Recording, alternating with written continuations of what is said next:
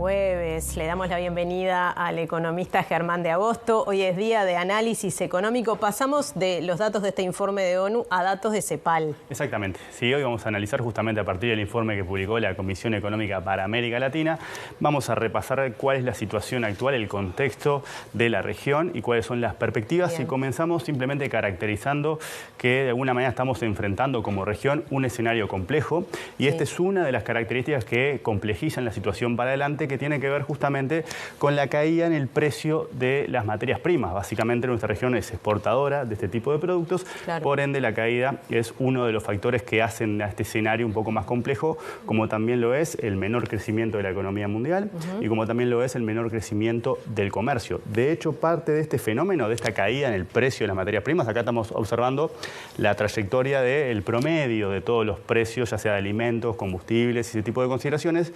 Parte de esto lo analizamos el otro día porque hace a la caída de la inflación en Uruguay. ¿Sí? Es parte de lo que explica la moderación inflacionaria que hemos tenido, tiene que ver con los menores precios de las materias primas y eso tiene un costo asociado que es justamente un escenario más complejo, dado que nuestro patrón de inserción regional tiene que ver con la venta de este tipo de productos. Bien, estamos hablando de la región.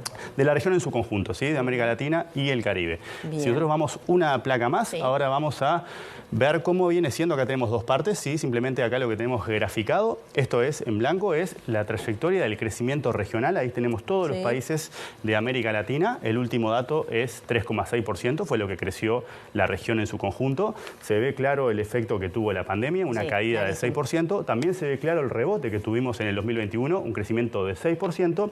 Y ahora en 2022 cerramos con un crecimiento de 3,6%. De nuevo, ese es el promedio de toda la región. Si queremos desagregarlo, tenemos el otro costado de la placa, donde de alguna manera tenemos ordenado cuáles fueron los mayores crecimientos y cuáles fueron los menores crecimientos, concentrándonos en particular en América del Sur. Nosotros terminamos en tercer lugar, con un crecimiento de casi 5%, pero de nuevo estamos hablando del 2022. Como Argentina se ubica en segundo lugar. Exactamente, porque también tiene que ver, el 2022 también recoge parte de esa dinámica extraordinaria que tenemos asociado a los registros pospandémicos, ese rebote y después lo que tenemos, entonces queda todo bastante distorsionado y nos da un crecimiento del 5% para un país que sabemos que enfrenta las dificultades que enfrenta. De hecho, si vamos una placa más, ahora sí estamos parados con lo que es la proyección para este año. Y acá, naturalmente, cambia la situación. Y para Argentina, que es el que está más complicado naturalmente, la CEPAL está pronosticando una caída del Producto Interno Bruto del 3%, que seguramente se corrija en los próximos meses y sea un poco más profunda. De hecho, hay solamente dos países que caerían este año, el otro es Chile, pero tiene una caída bastante menor.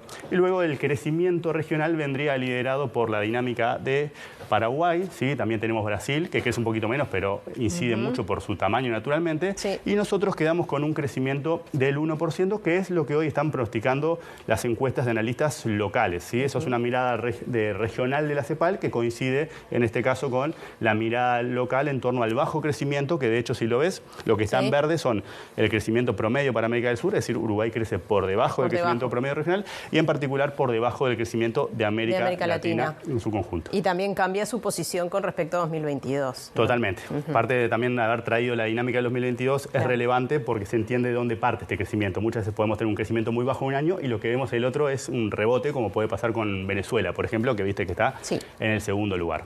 Bien. Ahora vamos una placa más y lo que vamos a analizar son dos cosas. Por un lado, estas son las proyecciones para la variación de las personas ocupadas. De nuevo, acá estamos mirando datos agregados, es decir, estamos mirando el promedio regional.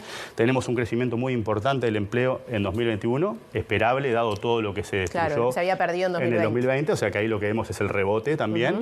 En 2022, también se crearon empleos, en promedio la cantidad de ocupados creció 5,4%, y para 2023 y 2024 son las proyecciones que presentó CEPAL en este informe, que como ves vienen dando un crecimiento cada vez más pequeño del empleo, hay un estancamiento del dinamismo del empleo y eso es relevante porque acá en el gráfico lo que tenemos es el panorama de la pobreza en América Latina.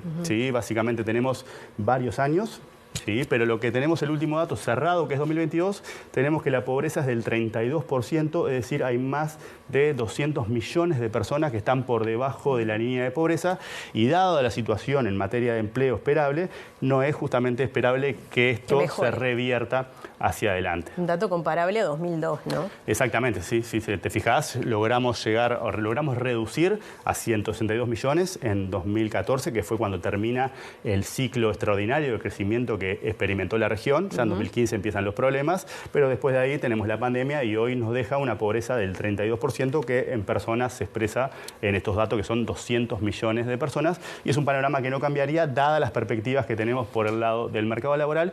Y ahora la última que tenemos para analizar tiene que ver con una mirada más larga para entender también cómo de alguna manera se inscribe este crecimiento, esta dinámica que se espera cuando lo pensamos desde el punto de vista de todos estos años de historia. De hecho, lo que tenemos acá en las torrecitas es el crecimiento promedio por década. Es decir, en la década del 50, la región en su conjunto creció casi 5% y así sucesivamente. Y lo que tenemos es que el crecimiento que ha tenido la región entre el año 2014, que es cuando se interrumpe el ciclo de crecimiento, y el 2023, el dato que pronosticamos hoy a partir del dato de CEPAL, es un crecimiento promedio de 0,8%. Y eso es súper bajo. ¿Por qué?